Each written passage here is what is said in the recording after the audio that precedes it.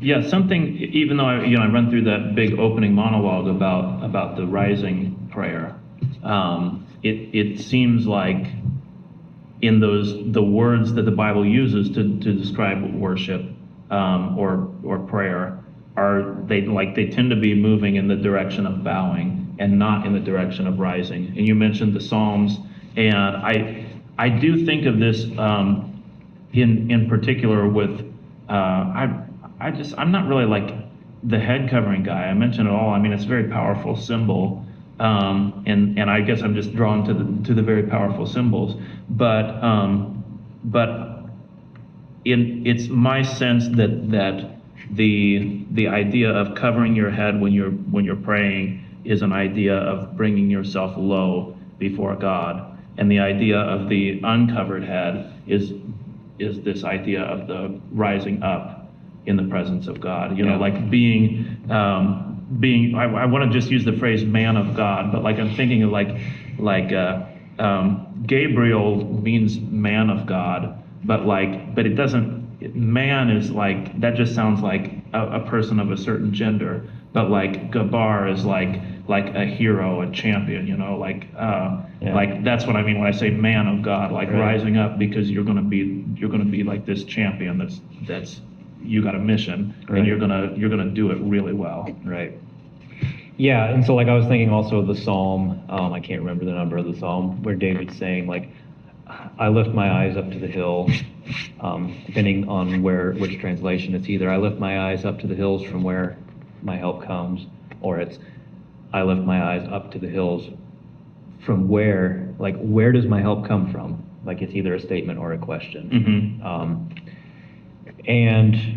Like even in that case, it's like you can cast it in this sense of like this triumphant raising my eyes up or raising my hands up to God, but like really it's this sense of David is in the low place, he's in the valley, and relative to the hill, which is in the high place. So he's in the low place looking upwards to God. So like even in that example, David's raising up his hands and raising up his eyes up to the hills is still a submissive act. Mm-hmm. When I mentioned those couple of biblical examples that seem like this rising sort of prayer, that was actually the broader point that I was making, was that's sort of the exception. The general rule is that prayer is a bowing down before the Lord, and yet there's also this other thing that's a part of it as well. Right. Which I think is interesting, like to use that as a way of framing the Christian life. Because you can think of the Christian life as, well, you can think of it as like, I've got the Great Commission, or like I've got some sort of mission that I need to go out and accomplish. I need to now I don't want to push this point too hard, but like even the idea of like, I'm going to go out and I'm going to be like Christ in this world. But it seems like a lot of the overwhelming experience, like the majority experience is like, no, bow down and receive. You will go out and you will do the work. But you have to bow down and receive. And for me, I don't want to. We'll have a bigger discussion about Mary, but it seems to me like Mary really is a very important model for what the Christian life looks like, and Mary's life is about receiving. And it's she's not in the position where she's rising up and she's saying I've got to work and I'm going to go out and accomplish that work. Right. But she's in the position where she receives and she says, whatever is the will of God, that's what I'm going to do. She doesn't say do. What does she say? May it be according to your word. So like what the angel has said, like, may that be the truth. I mean, she doesn't even identify herself as doing something. Right. She is just willing to receive what comes. Yeah. And so like I'm thinking too, like in this, like, Paul does say, so now let us come boldly before the throne of grace. Yeah, yeah. And so you can interpret that as like, oh, like stand up and like run in there and be all, yeah, I don't know. Right. You know what I'm trying to say? Like, I don't think that's well, what even that, it's like it's got those two things, because if it's the throne of grace, you don't like put grace on as a mantle, like a royal robe or something. Like you receive grace. Right. And so there's this interesting combination, because I think if you say you're going before the throne boldly, I mean, I think there's this kind of broad-shouldered confidence about it. Yeah, but like, so what I'm trying to think there is, I'm trying to remember what the sense of this actually is in Greek.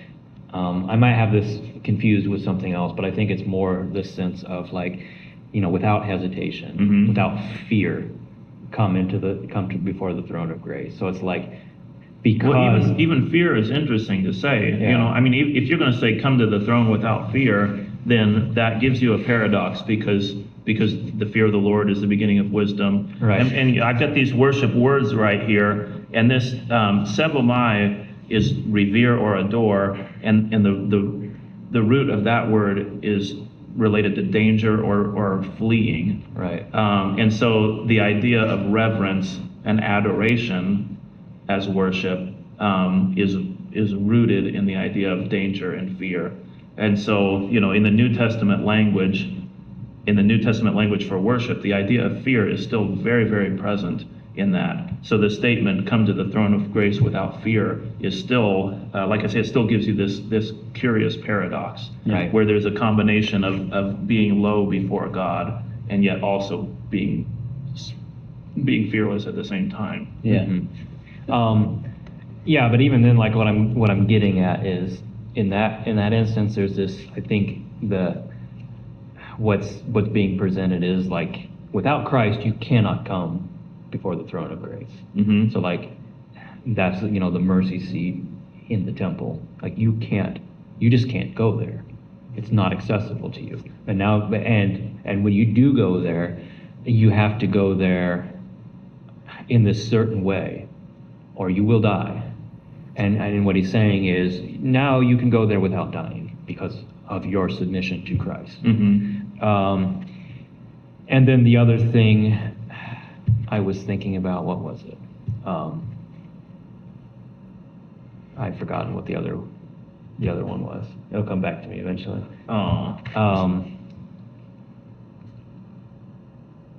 What, another combination of bowing low and rising right, up. Another instance of so like this, this kind of concept of rise up, ye men of God. Right, yeah. I'm thinking of the song, but that's, I don't know, is that a psalm that it's based on?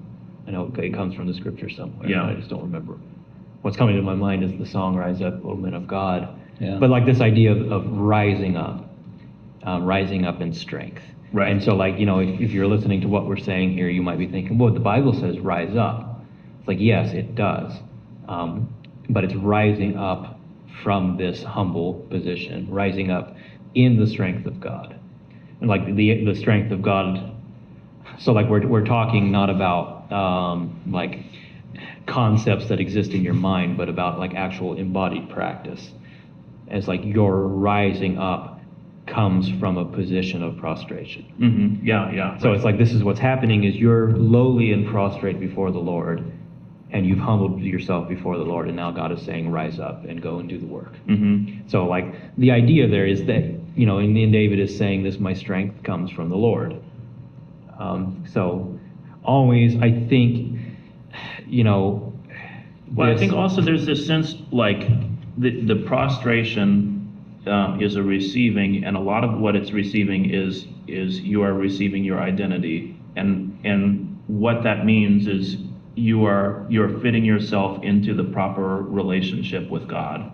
And that's a low place. Yeah. But once you receive your identity from God, then, and not before then, but then after that, once you receive that identity from God, then you can go out and do the work of God. And that rising up is very, very important. And I mean, I think you can say like if you're going to be if you're going to be a mature Christian, or if you're going to be a great saint for God, then that rising up, that's got to be an important part of your life. Yeah. But again, like first you receive your identity from God, Right. and now having done so, then you rise up. Yeah, and I guess like where I'm connecting that down to is you're rising up from a lowly place, and that lowly Mhm. place is prostrate before God, but like actually embody that physically. And I like that about like that physical practice of yada, of lifting up your hands to God, lifting up the holy hands, does like actually physically embody both postures. Mhm. So like it is a kneeling Yeah, right. and a raising up of the hands. Yeah. So it's like in that single practice, like it does, like to me, it seems like it really does embody like what this is all about. Because it's like I'm in this lowly position, but I'm raising up and receiving my strength from the Lord. Right. Yeah.